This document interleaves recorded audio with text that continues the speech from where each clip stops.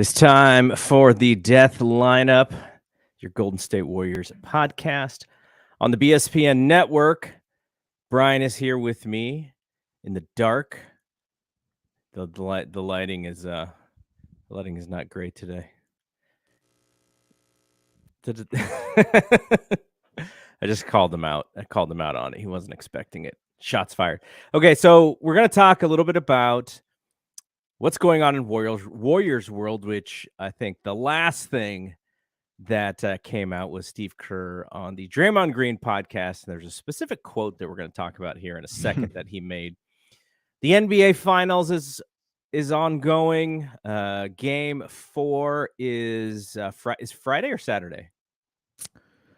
I have no clue. I would think tomorrow. I'll look it up while we're chatting. Game 4 is upcoming. And then we're going to talk about another one of it is on Friday. Another one of Bryce fits for a possible fit for the Golden State Warriors in the 2023 NBA draft. But I think we should probably start with the Draymond Green podcast. By the way, did you listen to it? I did. You put that on the agenda, and I was like, oh, well, I haven't watched Game 2 of the Finals, and I don't feel like I should be listening to the Draymond show because it's with Kerr about Game 2 of the Finals. But I was able to do both today. Oh, wow. Cool. Yeah. Game 2 was pretty interesting because Game 1 was all about Denver just being like the better team. Miami's tired. And then Game 2, it sort of felt that way. It was like, okay, Miami's fighting back a little bit, but Denver's still in control. And then all of a sudden, they just did what the Heat have done all postseason, and they turned it on. But then Game 3, back to, sort of what Game 1 was, and even a better performance by Denver. So we'll see what happens on Friday because the Heat, at home, this is kind of a must-win for them because go back to Denver with possible elimination, that sounds like bad news. So they got to get a W here on Friday. It feels like this playoffs has been very like what you think is a must win for some reason hasn't always been a must win. And I also think that like right when you count the Miami Heat out, like after Game 1, everyone was like, okay, yeah, this series is five at max. Denver was like looked like better than Miami, and then Miami wins Game 2, and the narrative shifts like, oh my goodness, does Miami have a chance? And then did you listen to Simmons with Raja Bell? No. Okay, so that's probably a podcast that you need to listen to within the context of Game 2, because if you kind of think about it in the context of Game 3, like you're like, did they really need to push the panic button here on Denver? They didn't really push the panic button, but what they did was they talked about the Heat toughness and how Denver didn't have anybody who was willing to kind of, get in their face a little bit and not be pushed around. And then in Game 3, Denver just rolls them over. So it was an overreaction, but that's what we do, right? We react to the game. We cannot tell the future, so we react to the game that we just saw. And that was one of the sticking points of that game is like, man, Miami sort of follows the toughness of their leader, and he's barking at people and stuff. And, on the other team, you want to see them bounce back. But honestly, I was just hoping for more of that because my entire thing about this series, and I think you said 7, I said 6. I'm hoping for 7. Like, I would love to see this thing go 7, but my hope is that Miami does more of that stuff and it affects Denver. But in 2 out of the 3 games, and maybe you could say 2.5 out of the 3 games, it really hasn't truly affected Denver because they're just so much more talented. Yeah, I just think that with Miami, like I bet 95% of us have continued to underestimate them and not, pick them to win series, which is fair because, man, they were the 8th seed. I bet you, I don't think we have your takes on record, but I bet you when we started the season or started the series, you had Bucks, but Giannis goes down. Oh, yeah, you probably had Bucks. Did you have Knicks? Because I had Knicks. I don't remember what we did because we kind of did it really quickly at the end of one of our shows. I don't remember, honestly. And then Boston, like I'm sure you had. I think you had Boston. I had Boston. I still think Boston is the best team in the East. Exactly. And my point is like, yeah, Miami won all 3 of those series. So I just didn't want to like I feel like picking 7 was like the best way for me to like give them respect and not continue to like disrespect them and pick against them and Yeah. it was watch them win the whole thing again. But I just feel like I'm trying to find like what it is in Miami that like I'm just underestimating. I think after the Celtics series, I was like, well, is it the fact that like we have to think of Caleb Martin? I think Caleb is on Miami, Cody's on Charlotte. Right. One of the, Right. whatever Martin brother, like we have to like think of him now as like a $27 million player per year, and that doesn't really feel like the case anymore. It's like it was just this Yeah. once in a lifetime series for him, and in this series, he's just completely not been that Boston player. Yeah, different. There's a lot of different questions about Boston and their defensively, but I just think that every time we go, yeah, Miami's done. They just like put something together. Yeah, I want to see them. I'm not saying that this series is over. I think Denver is the more talented team, and over the stretch of 7 games, it would seem like the talented team would win, but Boston was the more talented team. The Bucks were the more talented team. I think, coin flip. I would you could say Miami was the more talented team than the Knicks, but that's why the series of 7 games, if it's a 1 game or if this is the NCAA Final Four, then it's much easier to say, oh, yeah, a team could get hot and steal a game. But the 7-game series, that's what's so incredible about what Miami has done so far is usually through that 7-game series, you can, you really pull away with who's the more talented, who's the better team. But let's get into this Draymond stuff because I find Draymond's his learnings from what he's watching to be really fascinating because he thinks at an entirely different level. Sometimes he gets a little bit too into the, I want to teach you the game so that we can have higher level discussions of basketball. And some of his stuff is really common sense, but some of it is really deep and detailed. And I really like some of the stuff with Steve Kerr. And we'll get to the quote that I want to get to that I think all of Warriors land is interested in talking about. But what about the part where he was saying that when Steve took the Warriors to their first finals, Steve basically told them like, this is a different thing altogether because now you're going to have more people that you need to kind of pay attention to. You're in the finals. Your focus is on this series, but you have so much stuff from the outside that is taking up your time. And Draymond said, we saw that with Boston and we kind of let that game slip away. And what I immediately thought was, if they don't let game 1 slip away, is that series like donezo in 4 games? Like that's in the back of my mind. That's what I was wondering. Now, Boston again, really talented team, but that's not something that you or I would think about when it comes to the finals. Like when you do your preview, is not, well, Jokic has never been to the finals and he has 27 relatives who are going to be asking for tickets and people asking where they're going to stay. And he's got to like handle all like, that's not something that I think about. So that's what I found very interesting because, Steve has 9 rings, right? He's been there so much and he kind of makes fun of Draymond for only having 4, not makes fun of him, but it was kind of teasing him. But yeah, that's just stuff that I never would think about. And so that's some interesting analysis that you get on something like the Draymond Green show. Yeah, I think that all of that like logistic stuff that has nothing to do with basketball, I feel like we all just kind of like group it into the term of, not giving a team the edge because they've never been there before. I feel like it's all just kind of grouped in that, even though I might not think about, Jokic having to deal with like family pressure and getting tickets to the game, but it is kind Plus of he's got those brothers. He got to worry about that they're gonna get in fights. Yeah, they're gonna bum rush the court. Yeah, but that's a good point. I didn't think about that, but I mean the reason they lost that game is because they didn't adjust in the middle of the game and stop leaving Al Horford wide open. Well, it was almost like, and if I would have to really rewatch that game to see, but it was almost like Draymond was like, we sort of knew that we were going to win. And when did Andre say? Andre said when they were down 2-1, he knew the series was over.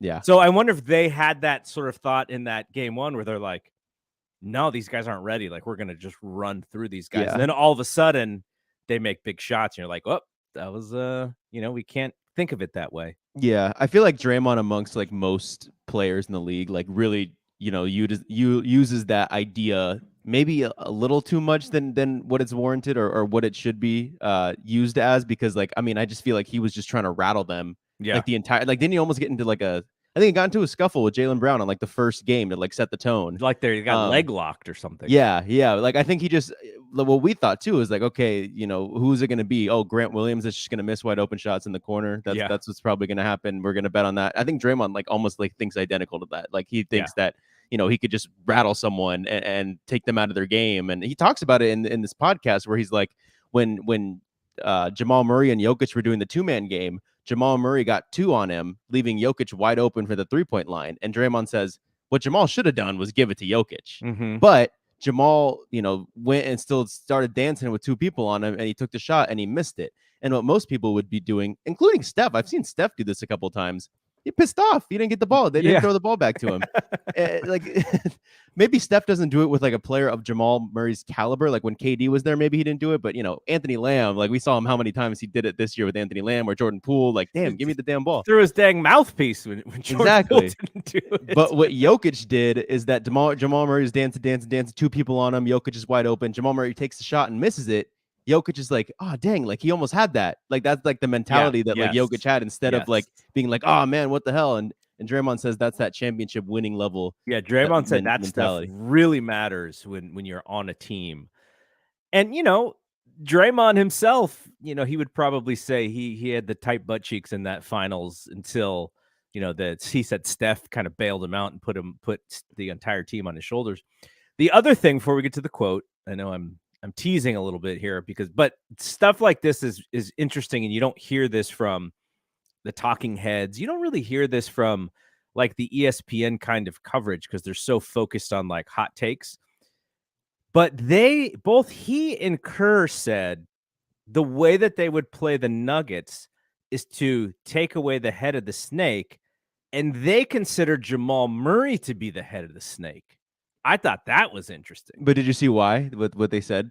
I thought that was like right when they said it, I was like, oh, that was like an ESPN like Stephen A. Smith take. And then what they said after, Jokic is going to get his. Yeah, and exactly. If you stop they said Jamal Murray, then you stop both of them getting theirs. Yeah, that was the point. Basically, was that Jamal Murray is the head of the snake because you can't like whatever you do, you're not stopping Nikola Jokic. So stopping Jamal Murray, that was kind of what they were talking about there. And I thought that was like, yeah, that's something you don't really, I guess, initially think of when you're listening to basketball takes and stuff like that. So I thought, yeah, that was interesting. I could listen to Draymond and Steve Kerr talk basketball specifically together for like 5 hours. Yeah, like I thought they were just really good. Like Draymond by himself, I think I've listened to a couple Draymond podcasts, not too many, and I'm just not like he's not the best conversationalist, but it's also hard doing a single person podcast. Yeah. And then Kerr by himself, I don't think I could do it. Like he's just not like interesting with his voice.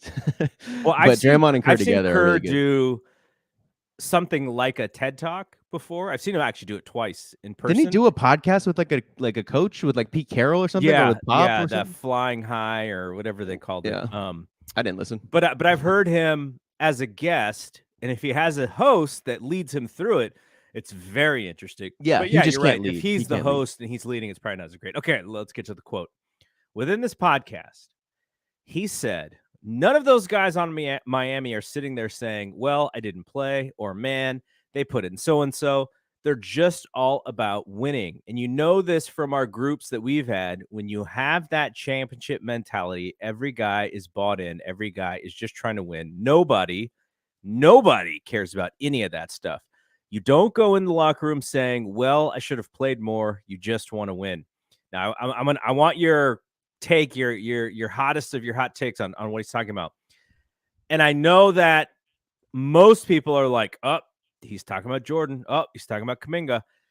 And here's what my immediate what came to mind, and you'll know who it is because I'll flash the graphic here. My mind immediately came to Otto Porter, and then secondarily Kevon Looney, because Otto Porter came to the Warriors. Why? To win a title. essentially, right? To get to a veteran team, to improve his stock as a player, to show his value, and do it on the biggest lights in the biggest screen. And he did so. He did, and he was so valuable in the finals, so much so that he's starting some of these games as the power forward. And in order for him to do that, Kevon Looney has to be okay with going to the bench. And so I initially thought, like, man, what Kerr was really missing on this team was the 2022 version of Otto Porter. And if he would have had that 2022 version of Otto Porter, then the young players and dealing with the young players is a little lessened because you have that extra vet. And that extra vet was supposed to be JaMychal Green, and he was the one complaining, at least according to sources, what we've read, that JaMychal Green was not happy with this role. Supposed to be Dante DiVincenzo, but he's also a younger player trying to get that next contract. So maybe in that instance, you hope and wish and beg and plead that Otto Porter can be JaMychal Green, and that's just not what happened. And because of that, now the focus is on these younger guys to step into these roles. And so I know the instinct here is that he's talking about Poole, he's talking about Moody, he's talking about Kuminga. But to me, it's the absence of Otto Porter. But how did you take that? Yeah, I mean, I think I went with the masses. That's where my mind went with Kuminga and Jordan. But I think it's a little bit of both there. And I think that's, another something that we don't initially think of when having basketball discourse is that, I think my initial take with JaMychal Green was like, oh, there's the Otto Porter Jr. replacement, a guy who's bigger, a guy who could rebound, and a guy who could potentially shoot threes. Now, if JaMychal Green played like he did in game 2 against the Lakers throughout the whole year, I would have been dead right. But what you don't factor in initially is that stuff where JaMychal has those quotes, was it at the Sacramento series, how he's pissed off he's not playing? Like you would have never heard that from Otto. At least it doesn't seem like it. He just seems like that guy who wanted to just go and win.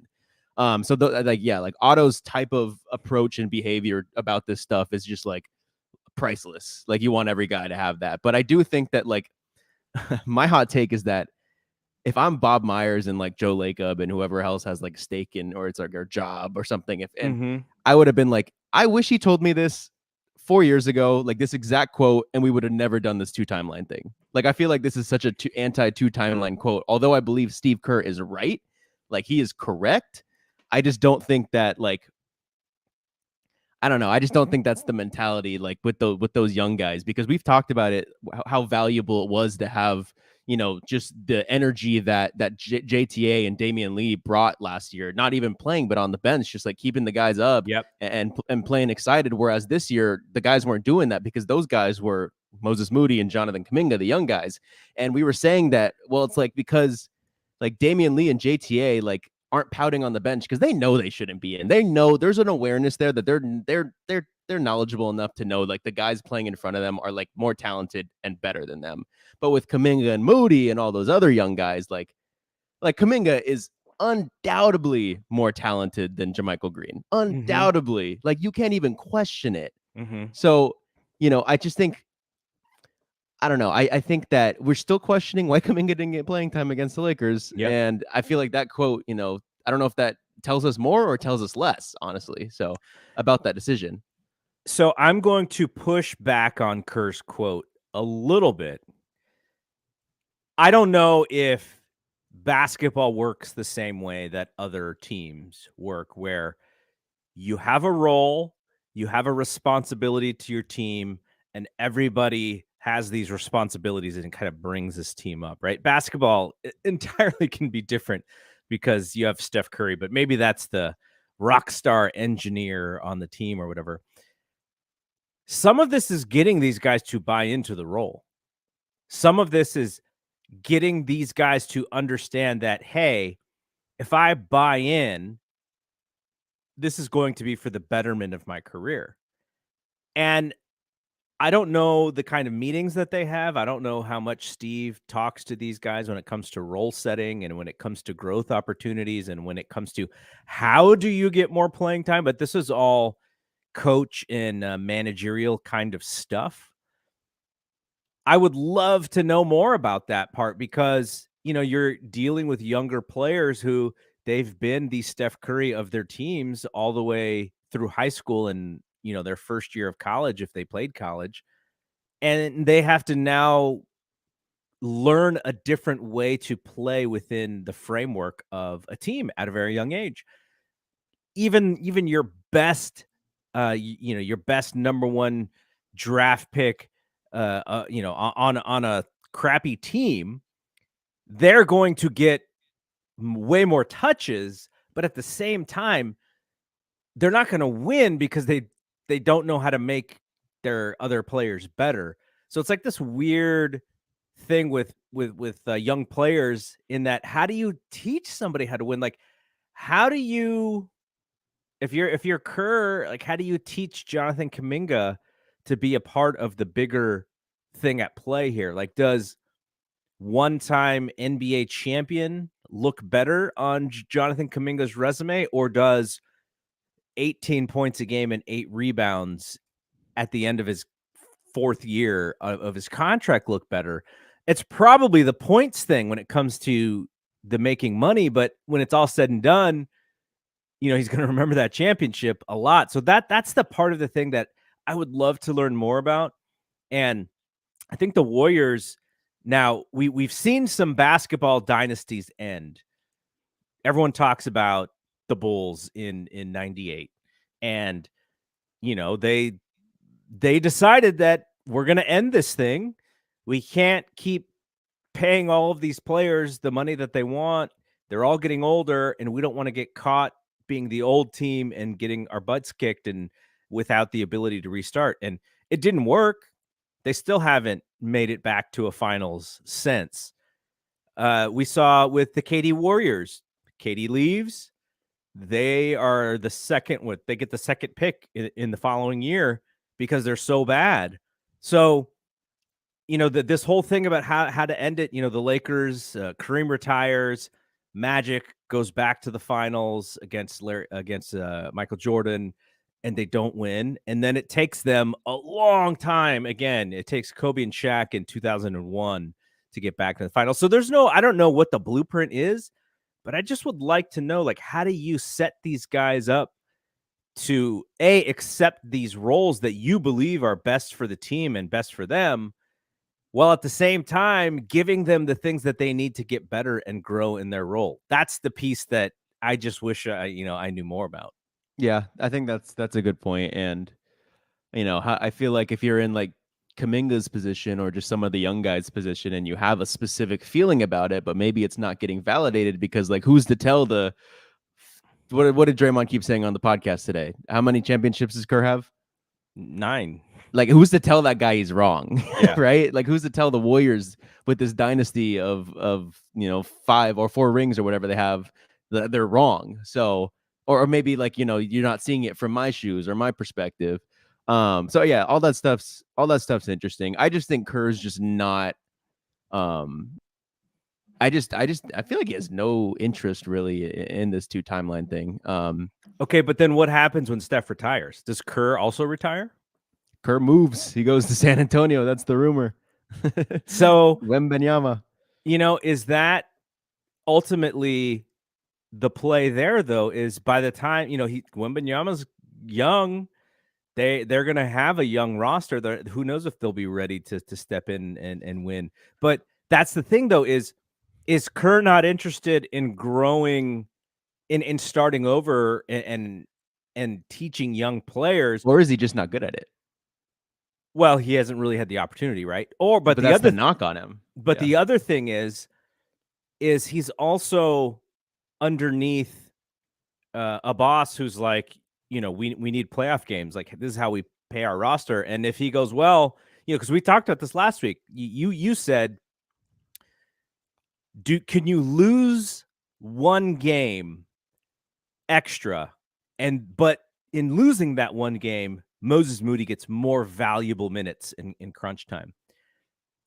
How many games could the Warriors have lost before they would have missed the playoffs or missed, or had to be a play-in team? Like, that's a very small edge there for them to straddle. So maybe they couldn't do that. Like maybe that was really the risk of doing that. Was he's like, man, if we'd missed these playoffs, like that's my job, right? Like that I could get fired. Like Bob might retire and I could get fired. And so that's the stuff that we don't know about. But yeah, I feel like I think Kerr's those got like a players would longer leash on the this players team would than have like revolted Clay. and if that had happened. But maybe you have to think about that, because what else has he said? I think this was on Tim Kawakami's podcast, where he said, I know what it looks like out there. All of these really good coaches are getting fired. So I know that this isn't a lifetime job. And I think it's so he different with realized these guys though. Like I genuinely feel like Kerr's got like a longer leash than like Draymond But or wouldn't like, you have said the same thing about Bob Myers? but he didn't get fired. But I guess how do we know? well, no. I agree with you that he didn't get fired, but it's pretty obvious that there were pressures there that maybe made him not as happy at his job, right? As he had been in the past. There's certain pressures, and that could be Steve too. And some of this for Steve is he really had a second life with the health, because remember his back was so messed up early on, and now he feels healthy and he feels like he can really do this. So that's maybe some of his energy here. But that it wasn't that long ago where we were like, Mike Brown might be the coach of this team, if Steve doesn't get any better, right? So I mean, the whole thing is fascinating to me. That's why I love talking about this stuff. Yeah. Yeah, I mean, I don't think I have anything additional there. I just when does free agency start? I think it starts July 1st. Yeah, I think so. Oh man. But there's not many great free agents out there. No, I know, but I just want to see, I don't know, maybe free agency kicks off some of the Warriors moves. Well, what do you think about the Chris Paul thing? I don't know. I think my whole free agency dark horse take is that James Harden ends up in Phoenix. So I feel like in order to do that, they have to do something with Chris Paul. But I mean, there's reports that like Chris Paul clears waivers, goes back to Phoenix. So I'm not entirely sure there. Wait, but so they would waive him. He clears waivers. He gets off money, of his contract, and then pay him. He signs like a 1-year deal. Yeah, that wouldn't make sense, huh? It's kind of weird because he has a 1-year deal. I don't know. Yeah. All right. So, do you have a prediction for the finals? Because by the time we do this again, I'm not counting. I'm not counting them out. But by the time we do this again, it could be hasta la bye-bye.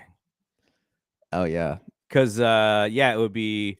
There's a game tomorrow, and then there would be a game Monday, and then a game Thursday. Like all parts of me wants to say Denver in like 5 or 6. Yeah. But I just would rather be wrong that I was over on the Heat than under on the Heat, I guess. So yeah, I'm gonna stick with Denver in 7. All right, let's talk about your next prospect for Bryce Fitz. Is it Dariq Whitehead? Dariq. It's Dariq. Okay. I wasn't sure about that. I was like, it looks like Dariq, but it could be just an interesting way to say Dariq. Yeah, Dariq Whitehead, baby. He was one of my favorite prospects going into the college season, so there might be a little bias pick here, but he was like Dereck Lively. They both went to Duke, and like Dereck Lively, he and Dereck Lively were like 1 and 2 on the high school rankings, high school top 100 rankings going into college, and we all know that the Warriors love those guys. Mm-hmm. But what Dariq is that he fractured his foot. Yeah, I want to say at like the start of the college season. So they kind of really it's a very PBJ like story. Top high school recruit gets a major injury. It messes with his college season. But I think the reason why. I'm actually gonna I'm gonna step back a little bit here, because the Light Years posted a tweet today, or posted or yesterday, or it was some clip of their podcast, and their approach to the draft, their mentality is kind of what I've been doing in a sense, but I didn't really say it. They were saying something like, just the Warriors should just try to hit singles in this draft. They shouldn't try to go for the home run or something. And I think I've been kind of doing that, but the guys I've been trying to hit singles with also still have a little bit of upside. We talked about Chris Murray, my first one, and he, his twin brother is someone who, if he was on the Warriors, we'd probably pick him to go to the finals. That's how, how much promise his twin brother has. And twins are usually around the same talent level, but Chris, so that was my little upside. Like, can he become a version of Keegan? My next one was, what about the Cavender twins? Have you seen them? yeah. NIL deals, man. And then my next one was Dereck Lively, who I think can seamlessly be a single at like his worst, but there's a little bit of upside if he could hit the 3-point shot at a decent clip. Like that's a home run. And then I think it was Jordan Hawkins, where this guy's a shot creator, but if he turns into like some type of two-way player, that's a single, but then now it's a home run. So I'm kind of at the same point here with Dariq Whitehead. I feel like this is a semi-relatively solid floor type of prospect, but because of what he did in high school, like I feel like there is like a all-star type of ceiling. And I mean, this is just a guess, but I watched his high school stuff. Like he, again, one of my favorite prospects going into college, because I watched all these guys, the top 7 high school prospects. Like I watched like all their high school stuff. It was like him, Dereck Lively, Cam Whitmore, both Thompson twins before they went to OTE. And then Nick Smith Jr. was all these guys I watched their high school tape of. And Dariq's was so interesting to me because he's like a 6'6", 6'7", like ball handler who's, creating his own shot off the dribble, creating separation, hitting tough shots with defenders in his face, has a good 3-point shot, is a really solid athlete. Like he was someone who just legitimately did it all in high school. And the high school he went to was Mont Verne, which is like the top high school in Florida, top high school in the world for basketball. It's the one that Moses Moody, Scotty Barnes, and Cade Cunningham went to. It's the one that Ben Simmons, RJ Barrett, a lot of players went to this high school, and he was like the lead dog in that high school. So I just had a lot of stock in him going into college. He gets hurt into college, and then he comes back and he's slow. He's lost a step. And that's worrisome. But I feel like he transitioned pretty well into being like, okay, I'm going to take up this role and not try to be the lead ball handler, not try to be the guy who's going to go get a bucket. I'm just going to shoot, catch and shoot threes and play defense. And so that's why I feel like he has a relatively high floor, because it feels like he seamlessly transitioned into a 3-and-D type of prospect at 6'6". But I feel like there's a ceiling there, because I think one of the hardest things to do, like you can't just I feel like you usually majority of the time either have the shot creation ability or you don't. Like you can't teach someone who's never had that wiggle or had that ability to create a shot. I don't think that's something you could teach them at the NBA level. I think it's something they had to be really elite at leading up to the NBA. Like who's a good example? Like Draymond, even like, he did a little bit of shot creation. The funny thing, like in summer league, you see some of his summer league clips, like, wait, he's doing fadeaway stuff. What the hell? That's not the Draymond we know. But you could tell like it's not 100% coordinated. And it's like, to me, like you either have that wiggle or you don't. And Dariq has it. He just got hurt and like was really stunted in that area. So I just feel like if you want to bet on someone, I think KOC's got him in like the late 20s. KOC's been moving them all across the board. 27 in the latest big board. Yeah, KOC had him as like I think it was a Lance Stevenson comp at first, but now he switched to like a Lonnie Walker comp.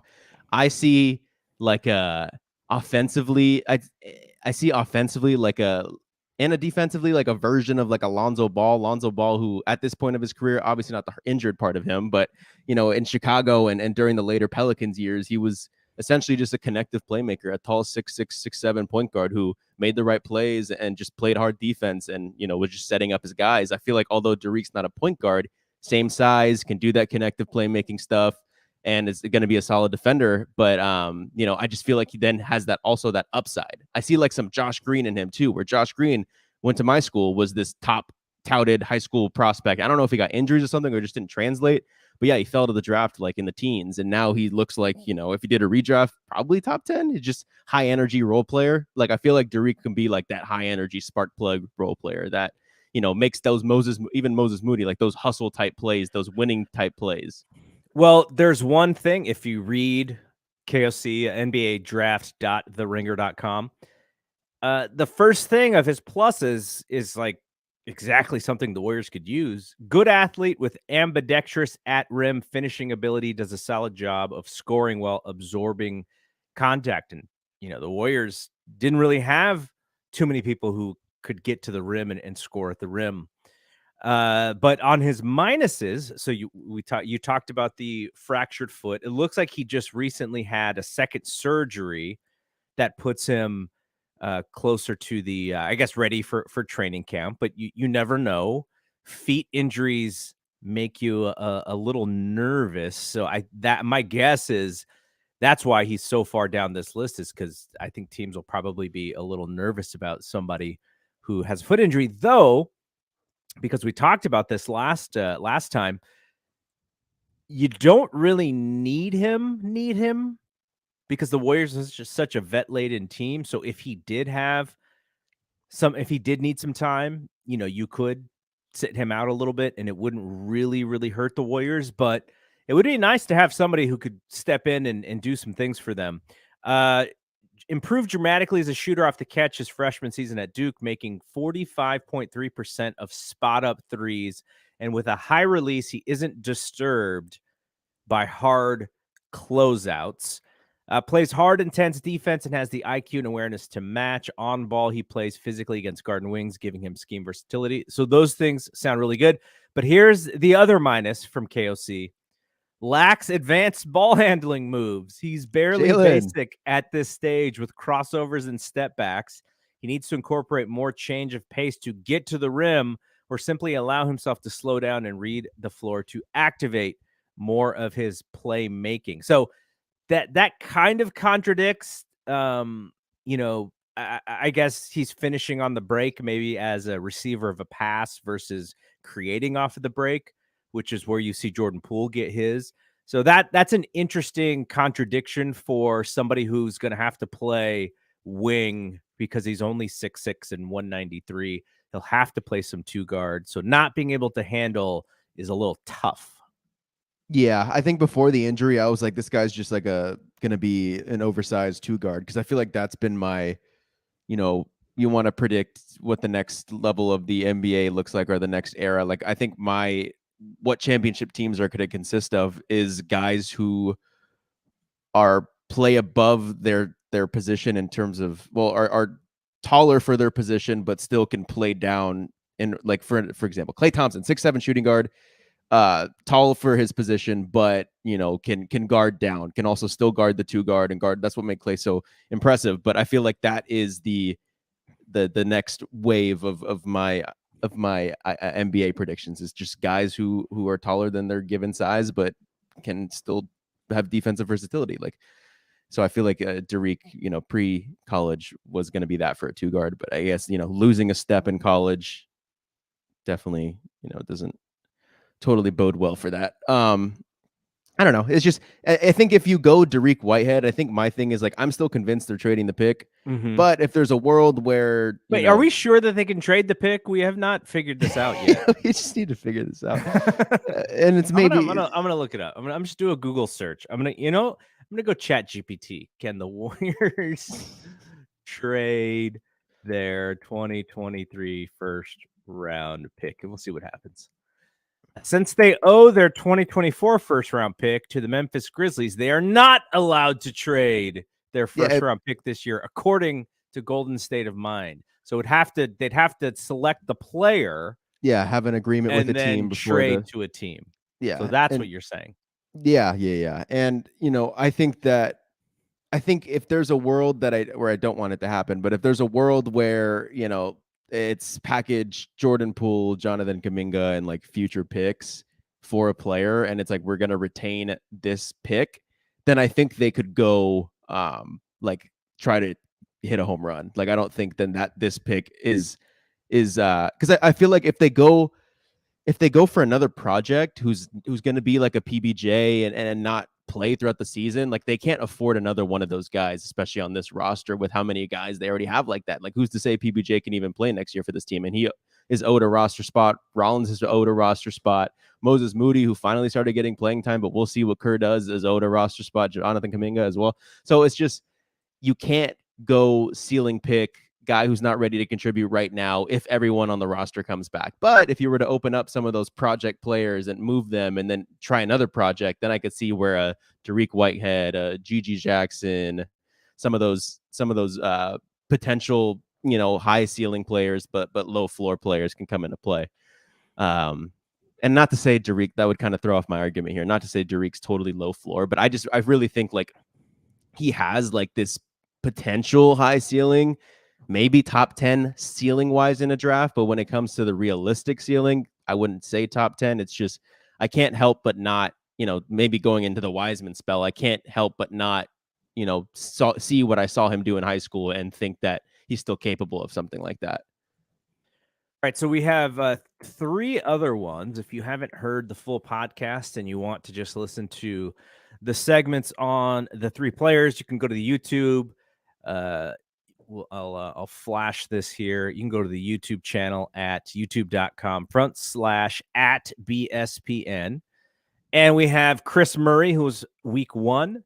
Derek Lively, the second, was week 2, and Jordan Hawkins was the third one. So this is our 4th one, and we'll have another one next week. And then the following time that we do the show will actually be around the time of the draft. So I think we'll have one more, and you'll have some time to think of who that person is, so you can get ready for your best one yet.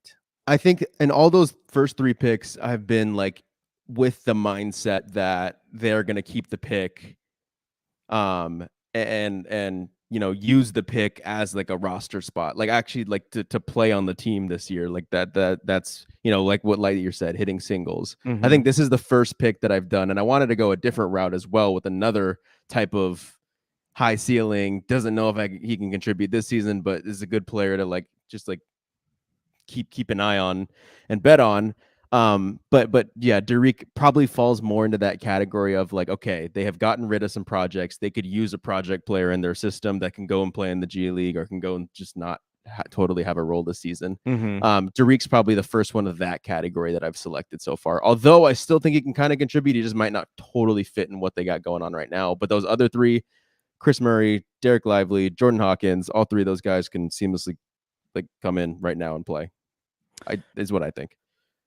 All right. Well, we're going to cut this one.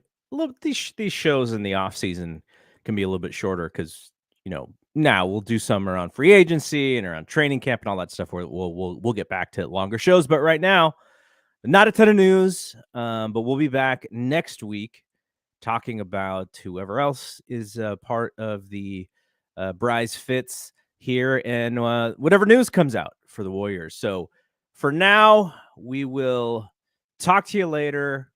For Bry, I'm Double G. See you when we see you. Peace out.